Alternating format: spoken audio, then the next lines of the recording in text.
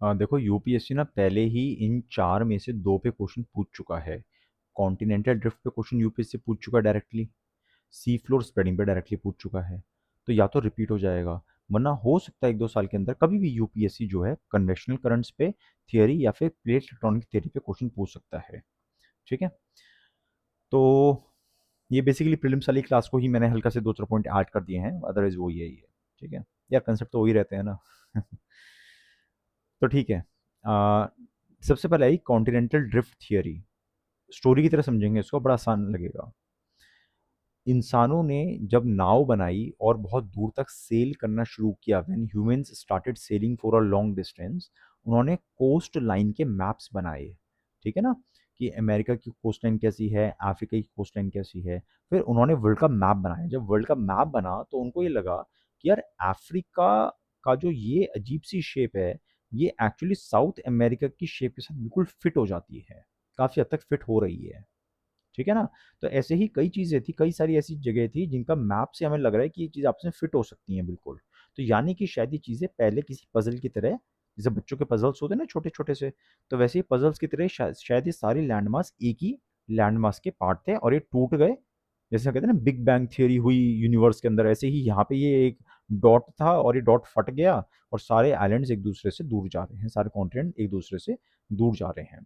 इसको बोलते हैं कॉन्टिनेंटल ड्रिफ्ट थियरी। तो बेसिकली मैप के बेसिस पे, on the basis of a map, this theory was given in 1912। पैंथेलस्सा बहुत बड़ा ये ओशियन था, सिंगल ओशियन था और सिंगल लैंड मास था। पैंजिया पैंजिया स्प्लिट हुआ into Laurasia and Gondwana and बाकी भी फिर ये बाद में धीरे धीरे टूटते रहे। इसका एविडेंस क्या क्या है? तो कॉन्टिनेंटल ड्रिफ्ट थियरी 2013 में ही यूपीएससी ने पूछा था। मैं आपको कोई भी चीज़ फालतू नहीं पढ़ा रहा हूँ। I am not teaching you anything unnecessary. These are things which UPSC has already asked and these are already given in your NCERT. Okay. So इसमें क्या इसके एविडेंस है? Jigsaw fit of coast lines across the Atlantic. वो ये across, अब तो Atlantic इनके बीच में, तो अफ्रीका और साउथ अमेरिका की कोस्ट लाइन आपस में एक दूसरे के बिल्कुल जिग सॉ की तरह फिट हो जाती हैं, पजल की तरह फिट हो जाती हैं। Rocks of same age on coast of Brazil and West Asia, वही, ठीक है, सॉरी वेस्ट अफ्रीका। ठीक है ना, तो वही वाली चीज़ कि दोनों ये जो है इनके बीच में जो रॉक्स हैं, इसकी इस कोस्ट पे, इसकी इस कोस्ट पे, वो दोनों सेम एज के हैं, सेम कैरेक्टरिस्टिक्स के हैं। Same glacial tillite in Africa, India, Australia, Antarctica. ये दिख रहे हैं आपको? अफ्रीका, इंडिया, ऑस्ट्रेलिया, अंटार्कटिका, है ना। तो यहाँ पे पहले ग्लेशियर्स थे एंड ग्लेशियर के जो बहुत पुराने डिपॉजिट्स हैं वो कॉमनली इन चारों में पाए गए हैं। तो यानी कि ये चारों लैंड मास पहले इकट्ठे थे और यहाँ पे कॉमन बीच में कोई बहुत बड़ा सा ग्लेशियर था। प्लेसर डिपॉजिट्स ऑफ गोल्ड इन गाना has source rock in Brazil. आपने कभी शायद वीडियो देखी होगी, कई लोग पता है गोल्ड कैसे निकालते हैं, how some people find the gold. Mountains में किसी नदी के पास जाते हैं, they go near a river, they take a sieve, एक छलनी लेते हैं और रेत को छानते हैं, और उस पानी में से जो रेत को छान रहे हैं उसमें से उनको थोड़े थोड़े छोटे छोटे पार्टिकल्स गोल्ड के मिल जाते हैं। मतलब that is how some people find gold, right. ये होते हैं प्लेसर डिपॉजिट्स। देखो ऐसे सोचो, मान लो एक पहाड़ है, एग्जाम्पल दे रहा हूँ जस्ट समझाने के लिए। ओके, मान लो पहाड़ है, यहाँ पे बहुत सारे रॉक्स हैं, there are many rocks here. हजारों सालों से यहाँ पे वेदरिंग हो रही है, by sunlight, water and so many reasons weathering हो रही है। ये रॉक धीरे धीरे टूटेंगे एंड टूट टूट के इनके यहाँ पे सेडिमेंट्स इकट्ठे हो जाएंगे। These are sediments. ठीक है। मान लो ये जो रॉक था, इस रॉक से गोल्ड था इस रॉक के अंदर, एंड वो गोल्ड धीरे धीरे यहाँ पे फैल गया इन सेडिमेंट्स के अंदर। अब इसके बाद ये कॉन्टिनेंट बीच में से ब्रेक हो गया, कॉन्टिनेंट बीच में से ब्रेक हो गया, ये अलग कॉन्टिनेंट बन गया, बीच में पानी आ गया, ये अलग कॉन्टिनेंट बन गया। तो इस कॉन्टिनेंट में आपको मिलेंगे सोर्स रॉक, कि जिन रॉक से गोल्ड मिला बनता है, और इस कॉन्टिनेंट में मिलेगा आपको सिर्फ गोल्ड के प्लेसर डिपॉजिट्स, सेडिमेंट्स। तो यानी कि एक ही जगह नॉर्मली यहाँ पे सोर्स रॉक और placer deposit, source rock and placer deposit एक ही जगह पे होने चाहिए, they should be at the same place. But now what we have observed is that, what we have observed, हमने जो देखा है वो ये है कि अफ्रीका में यहाँ पे मिलता है गोल्ड सेडिमेंट्स में, लेकिन साउथ अमेरिका में उसका सोर्स रॉक है। और अब तो इन दोनों के बीच में बहुत बड़ा फासला है, बहुत बड़ा अटलांटिक ओशन है दोनों के बीच में। यानी कि इससे भी हमने पता लगाया कि ये दोनों एक ही लैंड मास के हिस्सा थे। ठीक है ना। तो ये हो गया, placer deposits in Ghana has source rock in Brazil. Similar fossils across continent, जैसे कि इंडिया और अफ्रीका में लेमुर्स पाए जाते हैं, राइट। मीजोसॉरस है वो साउथ अफ्रीका और ब्राजील में पाया जाता था, उसके फॉसिल्स मिले हैं, राइट। तो ये सारे एविडेंसेस हैं। तो एविडेंसेस तो बहुत बढ़िया मिल गए, लेकिन एक्सप्लेनेशन देनी पड़ेगी ना कि ऐसा क्यों हुआ, ये दूर क्यों गए, इनको कौन धक्का दे रहा था। अब किसी धार्मिक इंसान से पूछो, if you ask a spiritual person he will give you a story. If you tell them ना, वो कहेंगे हाँ हाँ हमारे ग्रंथों में लिखा है कि एक बार भगवान भगवान नाराज हो गए थे, उन्होंने मुक्का मारा और सब दूर दूर चले गए, जाओ तुम लोग दूर दूर। तो ऐसे इंसान स्टोरी बना देता है कोई भी, ठीक है ना। लेकिन उन चीज़ों को महत्व नहीं होता, हम मानते उसको है जिसका आपको साइंटिफिक एक्सप्लेनेशन दे पाओ, एक ऐसा एक्सप्लेनेशन जिसको हर कोई वेरीफाई कर पाए।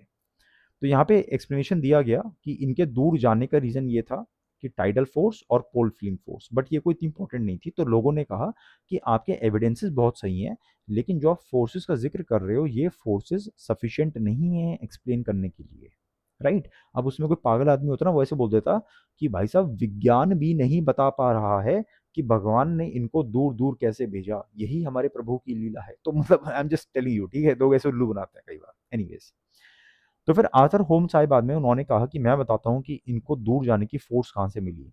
टाइडल फ्लिंग फोर्स और पोल फ्लिंग फोर्स इतनी मजबूत नहीं है, रादर अर्थ के नीचे कुछ कन्वेक्शनल करंट्स होते हैं, नीचे अंदर कुछ मोल्टन रॉक्स हैं, वो मोल्टन रॉक्स मूव होते हैं जिसकी वजह से ये कॉन्टिनेंट्स मूव हो रहे हैं। ठीक है, ये सिंपल सी थी कन्वेक्शनल करंट थियरी। तो कन्वेक्शनल करंट थियरी सिंपली एक छोटी सी थियरी थी जो एक्सप्लेन कर रही थी कॉन्टिनेंटल ड्रिफ्ट थियरी को। ये थियरी कह रही थी कि हाँ ये थियरी बिल्कुल ठीक है, और इसका रीजन है कि अर्थ के अंदर कन्वेक्शन सेल्स होते हैं। अब इनसे पूछा गया कि कन्वेक्शन सेल्स की पावर कहाँ से आ रही है, आपने कहा कॉन्टिनेंट को दूर ले जाने के लिए पावर आ रही है कन्वेक्शन सेल से, लेकिन हम आपसे पूछते हैं कि कन्वेक्शन सेल के लिए पावर कहाँ से आ रही है। तो उन्होंने कहा कि इसके दो रीजन हो सकते हैं, रेजिडुअल हीट, प्राइमोडियल हीट, या फिर रेडियोएक्टिव डीके। जब अर्थ से कोई चीज़ टकराई, बहुत पहले अर्थ फॉर्म हुई थी, तो अर्थ में बहुत सारी हीट थी, और जो बहुत बड़ा सा पत्थर अर्थ से टकराया जिससे मून बना, तो यहाँ पे बहुत सारे फ्रिक्शन से हीट जनरेट हुई होगी। तो एक तो वो हीट है जो अर्थ के अंदर है अभी तक, ठीक है। और दूसरा, अर्थ के अंदर बहुत सारे रेडियो एक्टिव मटेरियल होंगे जो डीके कर रहे हैं, जिनसे हीट जनरेट हो रही है, राइट। चलो ये हो गया। अब ये कुछ पुराने एविडेंसेस थे। जब हमने वर्ल्ड वॉर टू के बाद ओशन फ्लोर की और ज़्यादा रिसर्च करी, तो फिर हमें और बहुत ज़्यादा एविडेंसेस मिले। हम समुद्र की गहराइयों तक गए, हमने रॉक्स को स्टडी किया और देखा उनकी पोलैरिटी कैसी है, उनकी एज कैसी है, उनके ऊपर कितने गहरे सेडिमेंट्स बने हुए हैं, ये सारी स्टडी करी। तो इसीलिए करीब 30 साल बाद सी फ्लोर स्प्रेडिंग थ्योरी दी हेस ने। इन्होंने क्या कहा कि सी फ्लोर स्प्रेड होता है, ऐसा नहीं कि कॉन्टिनेंट तैर रहे हैं पानी के ऊपर, नहीं, रादर ये जो सी फ्लोर है ये स्प्रेड हो रहा है, ये फट रहा है, जमीन फट रही है, जिसकी वजह से ये चीजें दूर जा रही हैं। अब इन्होंने क्यों कहा कि जमीन फट रही है, उन्होंने क्या एविडेंसेस दिए। मिड ओशियानिक रिज में वोल्केनिक इरप्शंस होते हैं जिससे लावा ऊपर आता है, ये लावा ऊपर आता है, ऊपर आके सॉलिडिफाई हो जाता है, यहाँ पे लिक्विड स्टेट में था, मोल्टन स्टेट में, यहाँ पे सॉलिड हो गया, सॉलिड होके साइड में गया क्योंकि नीचे से और लावा आ रहा है, इसको पुश करे जा रहा है, राइट। तो यहाँ पे रॉक्स ओरिजिनली फॉर्म हो रहे हैं, और ये रॉक्स धीरे धीरे इधर मूव करते रहते हैं, right. Ocean floor that is pushed at mid oceanic ridge, यहाँ पे जो नया ओशन फ्लोर बन रहा है ये कहाँ खत्म होता है, यहाँ पे, ये जो ओशियानिक ट्रेंच बनते हैं ना, जब हमने कहा ना कि ओशियानिक प्लेट जब किसी कॉन्टिनेंटल प्लेट से टकराती है तो ओशियानिक प्लेट नीचे चली जाती है, तो यहाँ पे ओशियानिक प्लेट वैनिश हो रही है, खत्म हो रही है, और यहाँ पे जनरेट हो रही है, ठीक है। तो अगर क्वेश्चन आ जाए कि अगर ओशियन प्लेट, अगर ओशन इस तरह से फट रहा है तो फिर कॉन्टिनेंट्स को और दूर जाना चाहिए, ऐसे कह दो, है ना। या फिर ओशन का साइज बढ़ना चाहिए, ये ओशन का साइज इतना है फिर बढ़ के इतना हो जाना चाहिए, नहीं, ओशन का साइज फिलहाल इसलिए नहीं बढ़ रहा है क्योंकि ओशन प्लेट बन तो रही है बट यहाँ पे कंज्यूम भी हो रही है, राइट। फिर दूसरा एविडेंस कि यहाँ से जितना दूर जाओगे यहाँ पे जिन जो एज थी रॉक्स की वही एज यहाँ पे इक्वल डिस्टेंस पे थी। फिर यहाँ पे जो रॉक्स की एज है वही यहाँ पे रॉक्स की एज है। तो same distance from this centre point. Polarity reverse हो रही है बार बार। अर्थ का मैग्नेटिक फील्ड है, मैग्नेटिक एक्सिस है, यहाँ पे मैग्नेटिक लाइंस जा रही हैं। अब ये जो मैग्नेटिक एक्सिस है ये रिवर्स होता रहता है कुछ लाखों साल बाद। तो जब ये रिवर्स होता है तो यहाँ पे पोलैरिटी भी चेंज हो जाएगी। रॉक्स के अंदर भी कुछ फेरस मटेरियल होता है, कुछ आयरन होता है, राइट।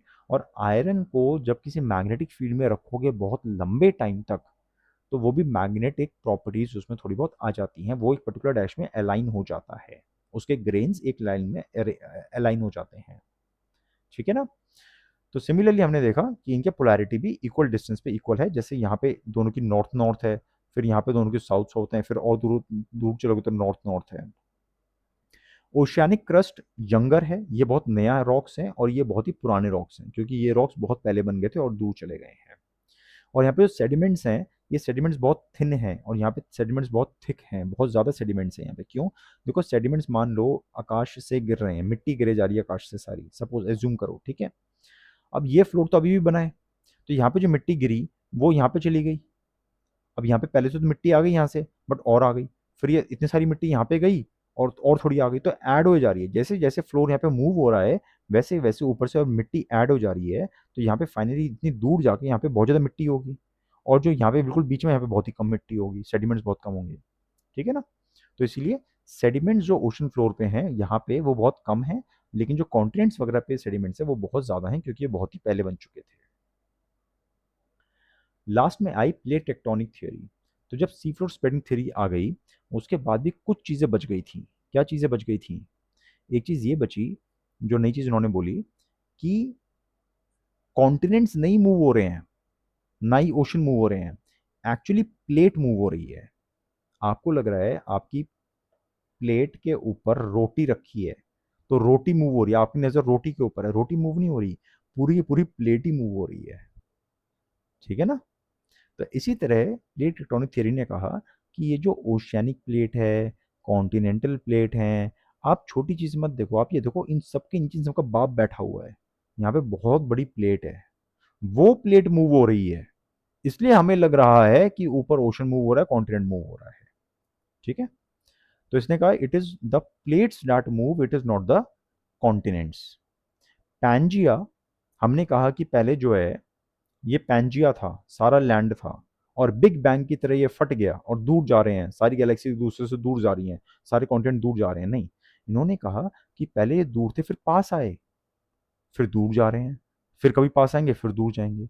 तो कॉन्टिन्यूसली जो पैंजिया है वो भी ऐसा नहीं कि वो पहले से ही पैदा हुआ था एक बहुत बड़ा लैंड मास था, वो लैंड मास भी कभी बना था by collision of various plates, ठीक है। तो इन्होंने कहा कि प्लेट्स मूव होती हैं ना कि कॉन्टिनेंट्स। और प्लेट किसकी बनी होती है? लिथोस्फियर की। हम बोलते हैं ना टेक्टोनिक प्लेट, तो टेक्टोनिक प्लेट को ही लिथोस्फेरिक प्लेट कहते हैं। हम लोग आम भाषा में टेक्टोनिक प्लेट कहते हैं बट साइंटिफिकली इसको लिथोस्फेरिक प्लेट्स कहते हैं। तो लिथोस्फेरिक प्लेट जो है यहाँ पे, ये प्लेट एस्थेनोस्फियर के ऊपर, लिथोस्फियर लिखा ना, लिथोस्फेरिक प्लेट्स जो हैं वो एस्थेनोस्फियर के ऊपर तैर रही हैं, वो मूव होती हैं। और इन्हीं प्लेट, ये जो लिथोस्फेरिक प्लेट है, इन्हीं प्लेट का छोटा सा पार्ट है आपका ओशियानिक क्रस्ट, इन्हीं प्लेट का छोटा सा पार्ट है आपका कॉन्टिनेंटल क्रस्ट, ठीक है। Lithosphere is made of crust and top mental. इसमें मेनली इंसानों ने नोटिस किया है कि इसमें 7 मेजर प्लेट्स हैं और कुछ माइनर प्लेट्स हैं। कन्वेक्शन सेल्स यहाँ पे आते हैं, इन कन्वेक्शन सेल्स की वजह से ये टेक्टोनिक प्लेट्स जो है, लिथोस्फेरिक प्लेट्स मूव होती हैं, ठीक है। और इसीलिए जो प्लेट्स की बाउंड्री होती है, यहाँ पे अक्सर फोल्ड माउंटेन्स पाए जाते हैं, ट्रेंचेस और फॉल्ट्स यहाँ पे बनते हैं सारे, ठीक है। यहाँ पे जैसे ये प्लेट इसके नीचे आई सपोज, ठीक है, तो ये प्लेट थोड़ी ऊपर जाएगी ना, यहाँ पे फ्री फंड में स्पेस तो था नहीं, इसलिए टकराई तो थोड़ा स्पेस बना, थोड़ी ऊपर उठ गई, तो यहाँ पे फोल्ड माउंटेन बन सकते हैं, थोड़ी क्रम्पलिंग हो सकती है। फिर ये अपने साथ प्रेशर के साथ इस प्लेट को थोड़ा नीचे ले जा सकती है, तो यहाँ पे इस तरह का थोड़ा गड्ढा बन सकता है, ओशनिक ट्रेंचेस बन सकते हैं, ठीक है। और ऐसे ही हमने दुनिया में हर जगह से रॉक के सैंपल ले लेके स्टडी करा है। तो इंडिया की पोजीशन, हमने कहा ना कि इंडिया की पोजीशन यहाँ से ऊपर गई है, इस तरह से यूरेशिया से टकरा गई। तो इस सबके हमने सैंपल लिए होंगे कुछ, वो सैंपल कहाँ से लिए? मेनली नागपुर एरिया के रॉक से लिए थे हमने सैंपल्स, ठीक है। ये डायग्राम मैंने जस्ट इंसर्ट कर दिया, आपको जस्ट देखोगे तो थोड़ा आइडिया लग जाएगा कि ठीक है, यहाँ से इस तरह से ओशन में से फ्लोर फटता है, नया मैग्मा आता है, नए रॉक्स बनते हैं। फिर इधर ओशियानिक प्लेट जो है, ओशियानिक प्लेट कॉन्टिनेंटल प्लेट के नीचे जाती है, फ्रिक्शन होता है, फ्रिक्शन की वजह से यहाँ पे हीट जनरेट होती है। यहाँ पे एक तो ये नीचे धकेले तो ये ऊपर क्रम्पलिंग हो गई, तो थोड़े से यहाँ पे माउंटेन बन गए। फिर यहाँ पे वोल्केनो की वजह से भी माउंटेन्स बन रहे हैं, ठीक है ना। तो जस्ट एक समझाने का तरीका है।